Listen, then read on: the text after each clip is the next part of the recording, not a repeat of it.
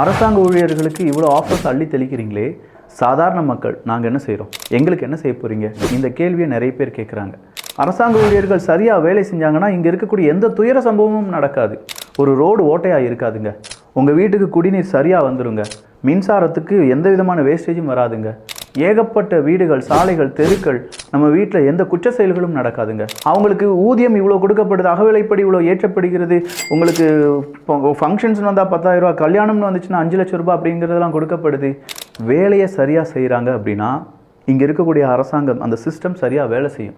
ஒவ்வொரு இடத்துலையும் ஒரு ஹோட்டலில் ஒரு இன்ஸ்பெக்ஷன் அரசாங்க ஊழியர்கள் வருகிறார்கள் அப்படின்னா ஃபுட் அண்ட் சேஃப்டிலேருந்து இளநீர் இல்லாட்டி தர்பூசணி அதனுடைய வியாபாரத்தை கெடுக்கிறதுக்காக ஃபுட் அண்ட் சேஃப்டி அந்த ஆஃபீஸர்ஸ் வரக்கூடாது.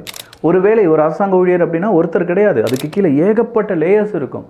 ஒரு அரசாங்கத்துக்கான ஒரு கோப்பு, அதாவது ஃபைல்ஸ்னு சொல்லுவோம் பாருங்க, அது ஒரு இடத்துலேருந்து மேல் இடத்துக்கு போகிறதுக்கு எத்தனை இடங்களை தாண்டி தாண்டி தாண்டி போகுது. அத்தனை பேரும் சரியாக வேலை செஞ்சிங்கன்னா நாங்கள் நல்லா இருப்போம்யா. உங்களை அரசாங்கம் பார்த்துக்கிடுது, எங்கள் அரசாங்க ஊழியர்கள் பார்த்துக்கொள்வீர்கள் அப்படிங்கிற நம்பிக்கையில் நாங்கள் இந்த செய்தியை உங்களுக்கு சமர்ப்பிக்கிறோம்.